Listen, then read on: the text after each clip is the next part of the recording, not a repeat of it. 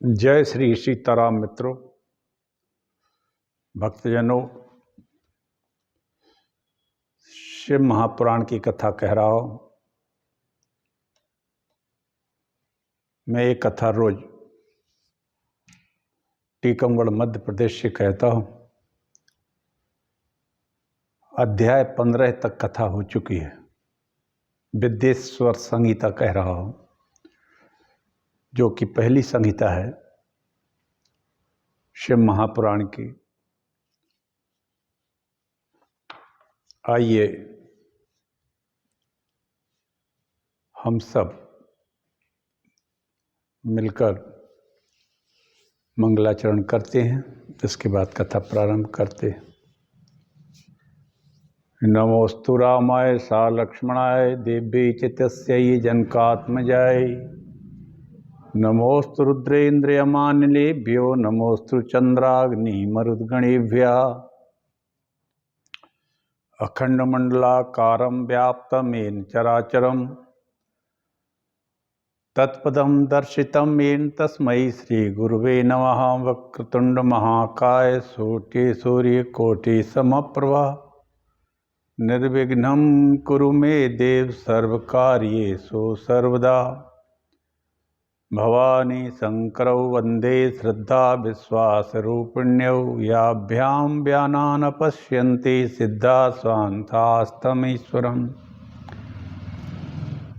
शिवेति द्वाक्षरं नाम व्याहृष्यन्ति ये जनाः तेषां स्वर्गस्य मोक्षस्य भविष्यति न चान्यथा। नारायणं नमस्कृत्य नरं चैव नरोत्तमं देवीं सरस्वतीं व्यासं ततो जयमुदीरयेत्।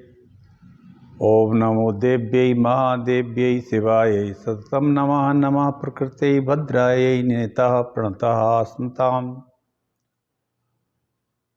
तुलसीदास के पद कमल बारंबार मनाए। गुण गावहु श्री राम के हनुमत होई सहाय।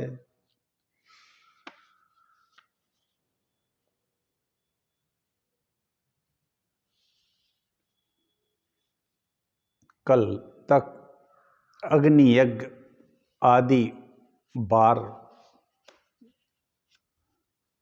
जो आदित्यवार, रविवार आदि हैं कल्पित किए गए हैं, उनके बारे में बताया था। अब पूजा में देश और काल की तथा दान की कथा आज के कथा के प्रारंभ में है। धनी व्यक्तियों को धन से पूजा करना चाहिए, तब से पूजा सर्वश्रेष्ठ भी होती है, लेकिन धनाढ्य व्यक्तियों को धन से पूजा श्रेष्ठ मानी जाती है। अपने निवास स्थान से पूजा करने का फल 10 गुना गोष्ठ में होता है, जहाँ गाय बंधती हैं, उससे भी 10 गुना अधिक फल जलाशय के पास, उससे 10 गुना फल बेल के पेड़ के नीचे बैठ के जप करना बहुत कई गुना फल देता है। श्री सूक्त में भी लिखा है, आदित्य वर्णे तपसोऽधिजातो वनस्पतिस्थो वृक्षोद बिल्वा तस्य फलानु तपसा अनुदंतु मायांत्रायाश वाह्या लक्ष्मी। जगदम्बा जब उग्र तप कर रही थी, कई सूर्य जैसा उनका प्रकाश था, तेज था, तब उनके शरीर से एक वनस्पति पेड़ की उत्पत्ति हुई। उसका नाम बिल्व फल था, बेल का पेड़ था। इसी बेल के पेड़ के नीचे बैठ के जप करने से कई गुना फल मिलता है। तुलसी, पीपल आदि के नीचे जप करने से भी कई गुना फल मिलता है। उससे 10 गुना फल फिर नदी के किनारे, उससे 10 गुना फल तीर्थ में नदी के किनारे, उससे 10 गुना फल गंगा, गोदावरी, कावेरी ताम्रपणी, सिंधु, सरयू, सप्त गंगा के किनारे, उससे 10 गुना फल सागर के किनारे और उससे 10 गुना फल पर्वत के नीचे पूजा करने से मिलता है। यज्ञ दानादि सतयुग में पूर्ण फल देते हैं, त्रेता में तिहाई, द्वापर में आधा, कलयुग में चौथाई फल मिलता है। तुला और मेष की संक्रांति में उससे 10 गुना हो जाता है। उससे 10 गुना दक्षिणायन के प्रथम दिन में, जब कर्क की संक्रांति में उससे 10 गुना चंद्र ग्रहण में, उससे 10 गुना सूर्य ग्रहण में, व्रत के अंत का दान सूर्य ग्रहण के तुल्य होता है। सत्पुरुषों को संगति का फल करोड़ सूर्य ग्रहण के दान के फल के बराबर होता है। 24 लाख गायत्री का जाप करने वाला ब्राह्मण पूर्ण फल देने वाला होता है। वही ब्राह्मण शुद्ध और पूजा पात्र माना गया है। अन्नदान, नारी नर जो भी भूखा हो वही पात्र है। इच्छा वालों को दान देना फलदायक है। जो दान मांगने पर दिया जाता है उसका फल आधा। सेवकों को दिया गया फल दान चौथाई फल दिया जाता है।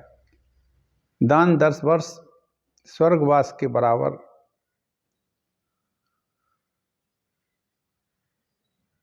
गायत्री का जाप वाले ब्राह्मण को दिया गया दान 10 वर्ष के सत्यलोक में वास का फल देता है। विष्णु भक्त को दान देने से वैकुंठ की प्राप्ति होती है। दान में दिया गया धन ही श्रेष्ठ है। सो धन धन्य प्रथम गति जाकी, सो धन धन्य प्रथम गति जाकी, धन्य पुण्य रत मति सोई पाकी। जो प्राणी रविवार के दिन ब्राह्मण को दशांग युक्त दान करता है वह दूसरे जन्म में आरोग्यता को प्राप्त करता है। दशांग कहलाता है सम्मान, पहला बुलाना, उपटन, चरण सेवा, वस्त्र, गंध, अर्चन, घृत, मालपुआ और रस, ये 10 अंग माने जाते हैं। 10,000 को दान देने से विष्णुलोक, 1 लाख को अन्नदान देने से रुद्रलोक की प्राप्ति हो जाती है। विद्यार्थियों को अन्नदान, सरस्वती की प्रसन्नता के लिए स्त्रियों को भी दान देना चाहिए। धन दान से आश्रितों का हित करना चाहिए। वे ब्राह्मणों, भूदान करने से दोनों लोकों में प्रतिष्ठा होती है। तिल का दान से बल और मृत्यु की जय होती है। घृत और वस्त्र दान करने से आयु बढ़ती है।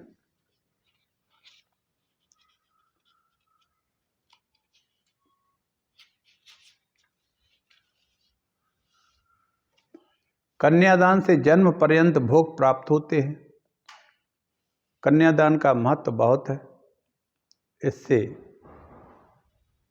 जन्म पर्यंत भोग प्राप्त होते हैं। पनस, आम, कैथ, कदली, उर्द, मूंग, मिर्च, सरसों का दान मंगलकारी होता है। देवताओं को की तृप्ति को किया गया दान लोक और परलोक में सुख देने वाला तथा मुक्ति देने वाला होता है। पार्थिव पूजा का महत्व आगे बताया है। पार्थिव प्रतिमा पूजा विधानम ब्रूहि सत्तम एन पूजा विधानेन सर्वाभीष्ट मवाप्यते। ऋषिगण बोले, हे साधु शिरोमणि, अब आप पार्थिव प्रतिमा की पूजा का विधान बताइए जिस पूजा विधान से समस्त अभीष्ट वस्तुओं की प्राप्ति होती है। सूत जी कहने लगे, हे ऋषियों, आपने अति उत्तम प्रश्न किया। इसके करते ही शीघ्र दुख का निवारण हो जाता है। अकाल मृत्यु का कष्ट दूर हो जाता है, टल जाती है। जिस पृथ्वी से अन्न आदि भोजन वस्त्र सभी उत्पन्न होते हैं, इसी प्रतिमा की पूजा अभिष्ट देने वाली है। पार्थिव पूजा स्त्री पुरुष दोनों कर सकते हैं।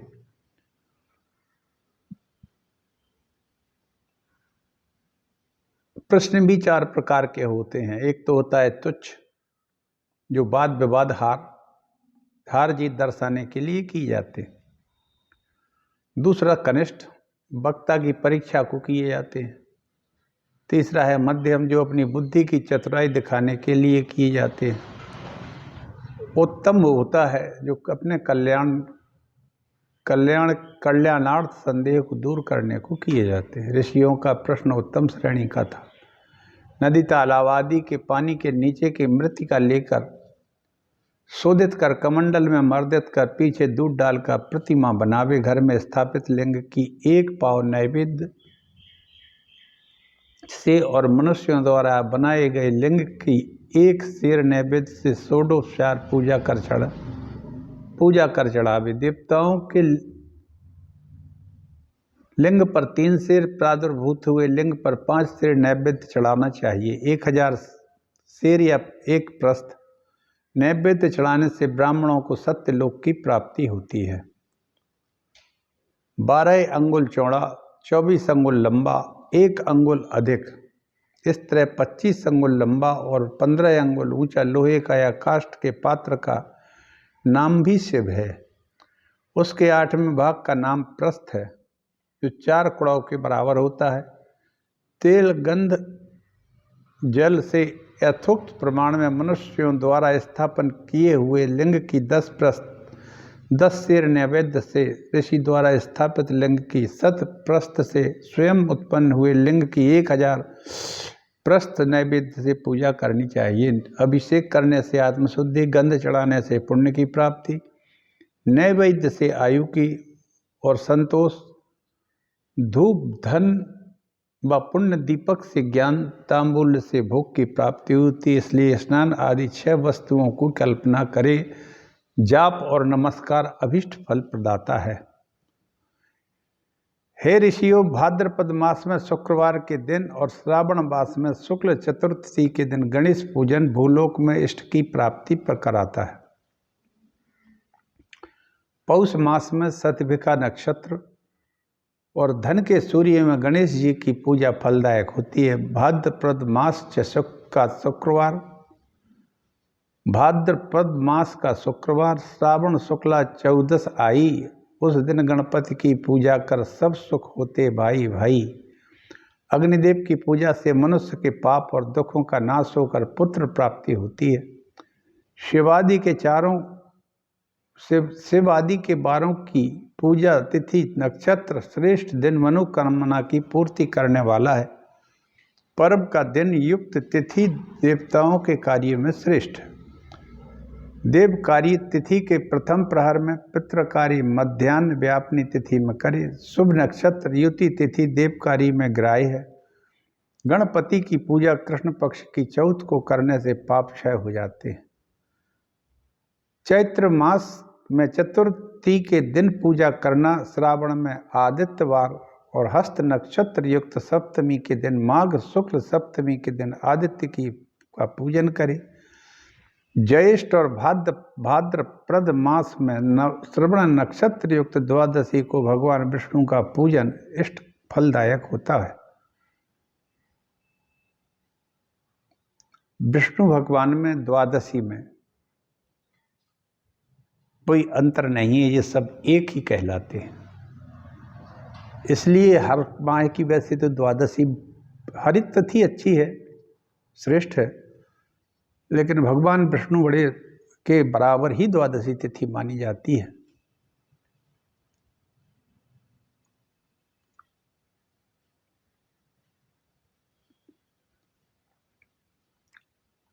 देवकारी तिथि के प्रथम प्रहर में, पितृकारी मध्याह्न व्यापनी तिथि में करे। शुभ नक्षत्र युक्ति तिथि देव कार्य में ग्राह्य है। गणपति की पूजा कृष्ण पक्ष की चौथ को करने से पाप का क्षय हो जाता है। चैत्र में चतुर्थी के दिन पूजा करना, श्रावण में रविवार, आदित्यवार और हस्त नक्षत्र युक्त सप्तमी के दिन, माघ शुक्ल में के दिन आदित्य का पूजन करें। ज्येष्ठ और भाद्रपद में श्रवण नक्षत्र युक्त द्वादशी को विष्णु भगवान का पूजन इष्ट फलदायक है। जो द्वादशी के दिन 12 ब्राह्मणों को विष्णु के 12 नामों से पूजन कर 110 उपचार से पूजा कर भोजन कराता है, वह भगवान की शक्ति को प्राप्त करता है। ज्येष्ठ भाद्रपद महीनों की द्वादशी तिथि अति सुखदायी है। जो श्रवण नक्षत्र उस दिन सुंदर पूजा होती मन भाई है। पूजन कर 12 विप्रों का जो प्राणी तृप्त कराता है, दक्षिणा भक्ति देकर कि वह भवसागर से तर जाता है। कर्क के सूर्य में मृगशिरा नक्षत्र युक्त नवमी के दिन ऐश्वर्य की इच्छा से पार्वती माता का पूजन भोग और फल देने वाला है। अश्विन शुक्ला नवमी देवी की देवों की पूजा व कृष्ण पक्ष की चतुर्दशी में आदित्यवार को आद्रा नक्षत्र में शिव पूजा विशेष लाभदायी होती है। माघ मास में चतुर्दशी, ज्येष्ठ मास की सूर्य संयुक्त आद्रा में चतुर्दशी, मार्गशीर्ष में आद्रा नक्षत्र में षोडशोपचार से किया गया शिव पूजन सर्व सिद्धि का दाता होता है। कार्तिक मास में आदित्यवार के दिन सूर्य का दान मान से पूजन करते हैं और तिल कपास का दान करते हैं। इससे कुष्ठ, चर्म रोग इत्यादि नष्ट होते हैं। हरित की काली मिर्च, वस्त्र, दूध दान करने से क्षय रोग नष्ट होता है। दीपक और सरसों के दान से मृगी मिटती है। कृतिका का नक्षत्र से सोमवार के दिन शिव जी का पूजन कर महादारिद्र का नाश होकर धन प्राप्ति होती है।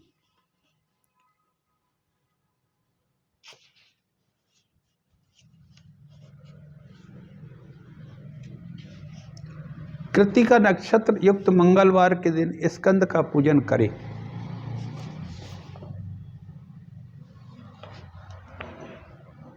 घंटादि का दान करके वाक सिद्धि होती है। कृतिका नक्षत्र युक्त बुधवार के दिन विष्णु भगवान का पूजन करने से, दही चावल का दान करने से श्रेष्ठ संतान की प्राप्ति होती है। कृतिका नक्षत्र युक्त गुरुवार के दिन धन से ब्रह्मा जी का पूजन, शहद घी सुवर्ण का दान सिद्धिदायक होता है। कृतिका शुक्रवार के दिन गणेश जी का पूजन जब गंध, पुष्प, अन्न, सुवर्ण और चांदी के दान से किया जाए तो बंध्या स्त्री भी पुत्रवती हो जाती है। कृतिका नक्षत्र हो, उस दिन शुक्रवार हो और गणेश जी का पूजन किया जाए तो पुत्रवती हो जाती है बंध्या स्त्री भी। कृतिका शनिवार में दिक्पालों का पूजन, ब्रह्मा, धनवंतरी, अश्विनी कुमारों का पूजन व्याधि नाशक होता है, अपमृत्यु नाशक होता है। धन के सूर्य में नैवेद्य दान और मार्गशीर्ष में अन्न दान करने से मनोरथ पूर्ण होते हैं। धन के सूर्य में धान, तंदुल, काली मिर्च, शहद, घी, मूंग, मोदक, चावल आदि 12 अन्न, दही, दूध, नारियल, सुपारी, पान, कपूर, खोर नामक वृक्ष का चूर्ण, इलायची, अंकुर, लवंग, पुष्प, जायफली वस्तुएं महानैवेद्य कहलाती हैं। इनके दान से पृथ्वी का राज्य प्राप्त होता है। 36,000 नैवेद्य का जन्म 36,000 नैवेद्य को जन्म नैवेद्य कहते हैं। इसके दान करने से पुनर्जन्म फिर नहीं होता है। कार्तिक मास के पवित्र दिन में संक्रांति व्यतिपात, जन्म नक्षत्र अथवा पूर्णमासी को नैवेद्य अर्पण से पूर्ण फल की प्राप्ति होती है। जन्म नैवेद्य शिव को ही देना उचित है। योनि लिंग के रूप में शिव ही जन्म देने वाले हैं। सब स्थावर और जंगम संसार बिंदु और नाद रूप है। बिंदु शक्ति शिव नाद रूप है। नाद स्थित है, बिंदु नाद से संयुक्त होकर कलाओं में मिलता है। मिलने से जगत की उत्पत्ति होती है। यह बिंदु नाद ही जगत का कारण है। बिंदु देवी शिव नाद है। इसी प्रकार लिंग रूप शिव है, इसलिए जन्म निवृत्ति के लिए शिवलिंग की पूजा करनी चाहिए। बिंदु रूप देवी माता और लिंग रूप शिव ही पिता है। परमात्मा की प्राप्ति को लिंग पूजन करना चाहिए। हे ब्राह्मणों, प्राणी को चाहिए कि शिवलिंग की नित्य माता पिता स्वरूप पूजा करे। भर्ग शिव जी को कहते हैं। पुरुष स्वरूप और भर्गा शक्ति प्रकृति कहलाती है। आदि गर्भ पुरुष ही प्रकृति रूप गर्भ संबंध से जन्म गर्भ वाला होता है, इसी से वह उत्पन्न होता है। पुरुष से प्रकृति में प्रथम जन्म और प्रकृति से प्रकट होने से दूसरा जन्म होता है। यह जीव पुरुष से ही जन्म और मृत्यु को प्राप्त होता है। यही प्रकट किया जाता है, उत्पन्न किया जाता है। माया से जन्म प्राप्त किया जाता है और जन्म और कला आदि से जीर्ण हो उसे जीव कहते हैं। जन्म होते ही पासों में बंध जाता है। जन्म और पास की निवृत्ति के लिए शिवलिंग की पूजा करें। भग शब्द का अर्थ प्रकृति को है, इसे भोग भी कहा जाता है। यही भग शब्द भग रूपी पृथ्वी से है। भगवान ही शिव कहलाते हैं। लिंग रूप से जगत को उत्पन्न करने वाले शिव जी का भजन करें। लिंग अर्थ में पुरुष शिव में जाने वाला है। शिव शक्ति के चिन्ह के मिलन का नाम लिंग है। शिव जी अपने चिन्ह के पूजन से प्रसन्न होते हैं। आदित्यवार के दिन महालिंग का ओंकार पूर्वक पूजन करे। पंचगव्य से शिव जी को स्नान करावे। प्रणव की ध्वनि लिंग है, बिंदु लिंग यंत्र है, नाद लिंग स्वयंभू है, उसमें मकार प्रतिष्ठित रहता है, उकार चरलिंग है, आकार गुरु शरीर है। इस प्रकार षटलिंग की पूजा से प्राणी जीवन मुक्त हो जाता है। भक्त रुद्राक्ष धारण करने से चौथाई, विभूति धारण करने से आदि और मंत्र जाप से पौन तथा पूजा करने से पूर्ण भक्तिमान हो जाता है।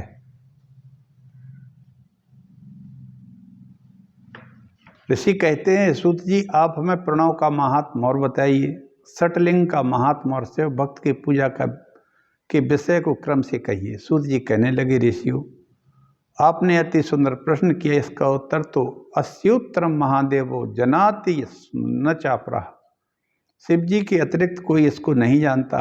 प्रपंच प्रा ना नहीं वह तुम में, अर्थात आत्मा में कोई प्रपंच नहीं है। दूसरा है भाव प्रकर्षेण न नयेत व मन युष्मान मोक्षयम इति वा प्रणवाह। प्रणव, हे प्रणव वेद का सार रूप ऋषि मुनियों ने बतलाया है। जो इसका जाप करे हर दिन होता उसका मन भाया है। यही प्रणव का अर्थ पूजन करने वाले को दिव्य ज्ञान देने और माया रहित होने से महेश्वर को ही नूतन कहते हैं। एकाक्षर सूक्ष्म और पंचाक्षर स्थूल ही है। इस एकाक्षर ओम, पंचाक्षर नमः शिवाय मंत्र को जपने वाला योग को प्राप्त करता है। सूक्ष्म भी ह्रस्व और दीर्घ दो प्रकार का होता है।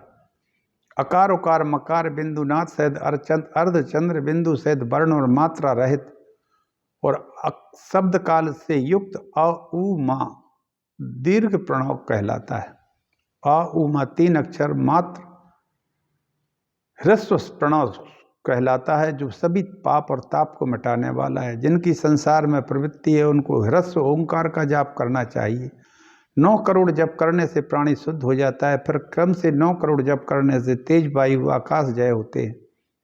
नित्य 1000 जप करने से मन शुद्ध होता है। 108 करोड़ जप करने से ओंकार से प्रबुद्ध हो शुद्ध योग को प्राप्त हो जाता है। शिव योगी 3 प्रकार के होते हैं। एक तो होता है क्रिया योगी, जो धन आदि से शारीरिक अंगों से पूजा करने वाले होते हैं। दूसरा तप योगी है, जो बाह्य इंद्रिय जीतने वाले हैं, जो परद्रोह से रहते हैं। तीसरा है जप योगी, जो इन सभी बातों से मुक्त सदा शुद्ध कामना रहित जप में तत्पर रहते हैं। नमः शिवाय स्थूल प्रणव रूप ही शिव का पंचाक्षर रूप है। पंचाक्षर के जाप से मनुष्य सब प्रकार की सिद्धि प्राप्त कर लेता है।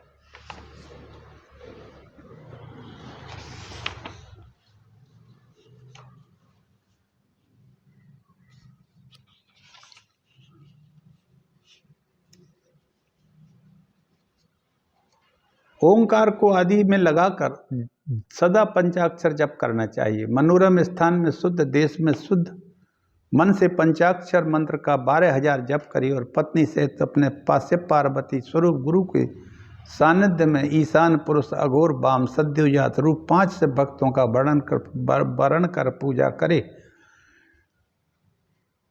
कपिला गौ के घृत से अग्नि में 11 बार 100 बार या 1000 बार आहुति दे। आहुति से भक्तों से दिलावे। होम के अंत में स्नान आदि करा के दक्षिणा दे। उनके अभिषेक के बचे जल से स्वयं स्नान करे। 36 करोड़ तीर्थों में स्नान करने का फल प्राप्त हो जाता है। गुरु पत्नी का पूजन करके सामर्थ्य के अनुसार रुद्राक्ष, वस्त्र, मालपुआ का भोजन कराकर सामर्थ्य के अनुसार पुरस्चरण करके मंत्र सिद्ध करे। 5 लाख जप करने से समस्त पाप नष्ट हो जाते हैं और 5-5 लाख जप पर अतल लोक में क्रमशः सत्य लोक तक के लोगों का ऐश्वर्य प्राप्त हो जाता है। यदि मध्य में मृत्यु होती है तो पृथ्वी पर मनुष्य शरीर मिलता है। फिर जापक होकर 5 लाख से ब्रह्म को समीपता, पुनः 5 लाख से सारूप्य के ऐश्वर्य की प्राप्ति कर 1 करोड़ जाप से साक्षात ब्रह्मा जी के तुल्य हो जाता है। मंत्र महामुनि विषय ब्याल के, मैठत कठिन कुअंक भाल के। माँ शब्द का अर्थ है लक्ष्मी। माँ प्राप्ति होती है, अर्थात जो कर्म योग भोग के अनुसार लक्ष्मी को मोहित करता है अथवा लक्ष्मी ज्ञान भोग के निमित्त प्राप्त होती है, इसी को माया कहलाती है। वृषभ रूपी धर्म 4 पदों से युक्त शिवलोक के आगे स्थित है। उसके क्षमा श्रृंग श्रम श्रोत्र वेद रूपी ध्वनि से विभूषित है। आस्तिक रूपी वेदाक्षरमय निवास स्वरूप उदार मन बुद्धि से सबसे श्रेष्ठ है। वह पूजन क्रिया तब ज्ञान ध्यान रूप आदि धर्म कारण ब्रह्म में स्थित है। ब्रह्मा विष्णु और महेश की आयु शिव जी का एक दिन कहलाता है। उसके आगे ना दिन है, ना रात है, ना जन्म है, ना मरण है। फिर कारण सत्य लोक और कारण ब्रह्मा का लोक गंधादि भूतों के ऊपर है। 14 लोक में सूक्ष्म गंध रूप से स्थित हैं। फिर कारण विष्णु के 14 लोक हैं। फिर कारण रुद्र के 28 लोक हैं। उससे ऊपर के सबसे ऊपर ईश के 56 लोक हैं। इसके आगे शिव सम्मत ब्रह्मचरी लोक और वहाँ ही पंचावरण संयुक्त ज्ञान कैलाश है। उसमें 5 मंडल संयुक्त पंच ब्रह्म के आगे शिव सम्मत ब्रह्मचरी लोक और उससे 5 मंडल संयुक्त पंच ब्रह्म कला सहित आदि शक्ति से शोभित आदि लिंग विराजता है। वही परमात्मा शिव का शिवालय है। सृष्टि स्थिति संहार तिरोभाव और अनुग्रह इन 5 कार्यों में सच्चिदानंद स्वरूप सदा प्रवीण है। जो दान धर्म आचरण करता है उसके ऊपर सदा अनुग्रह करते हैं। साधक जप करके सृष्टि मोह ब्रह्म चक्र भोग मोह वैष्णव चक्र कोप मोह रौद्र चक्र भ्रमण नाम ईश्वर चक्र ज्ञान और मोह शिव चक्र इन काल पंच चक्रों को प्राप्त होता है। ब्राह्मणों को गुरु के उपदेश के अंत में नमः लगाकर 5 लाख जप करना चाहिए। स्त्री 5 लाख जप कर स्त्री भाव से दूर हो जाती है। क्षत्रिय 5 लाख जप करके ब्राह्मण तुल्य हो जाता है। शूद्र अंत में नमः लगाकर 25 लाख मंत्र जप करे तो गुरु को उचित है कि वह शूद्र और स्त्रियों को प्रणव रहित मंत्र का उपदेश करे। साधक जब के 5 लाख मंत्र कर ले तो शिव जी की प्रसन्नता को महाअभिषेक और नैवेद्य अर्पण कर शिव भक्तों का पूजन करे।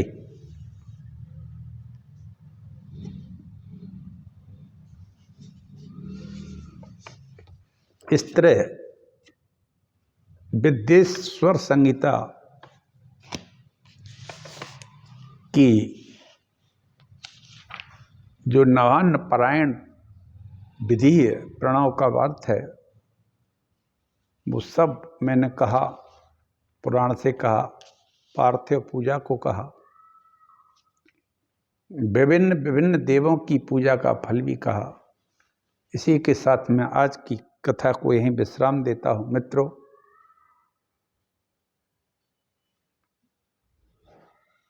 इस तरह 17 अध्याय तक विद्येश्वर संहिता पूर्ण हो चुकी है। 18वां अध्याय कल कहेंगे।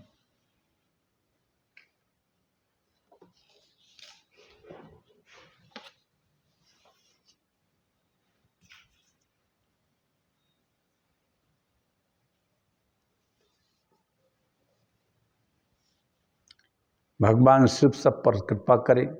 शिव महापुराण में पार्थिव पूजा आज कही है। विभिन्न विभिन्न देवताओं की पूजाओं का फल और तिथियों का वर्णन है कि किस तिथि में कौन सा फल प्राप्त होता है। सत्य तो ये है कि सारी पृथ्वी ही भगवान की है। कभी भी कहीं भी किसी भी जगह भगवान शिव का उच्चारण करना, जप करना, मनन करना, ध्यान करना और सुपात्रों का सत्संग करना, सुपात्रों को दान देना, गायों को भी भोजन कराना, पशु पक्षियों को भी भोजन कराना, क्योंकि ये सारा ब्रह्मांड ही शिव का ही स्वरूप है, शिव स्वरूप है। वही सिर्फ शिव जी निर्गुण भी हैं और सगुण भी हैं। वही शिव जी जगन माता पार्वती हैं और वही शिव जी स्वयं शिव जी हैं। वही ब्रह्मा हैं, वही विष्णु हैं, वही महेश है। शिव कल्याणकारी हैं, भोले भंडारी हैं। भोले भंडारी भी हैं, भोले हैं, जो चाहें आप ले लें उनसे।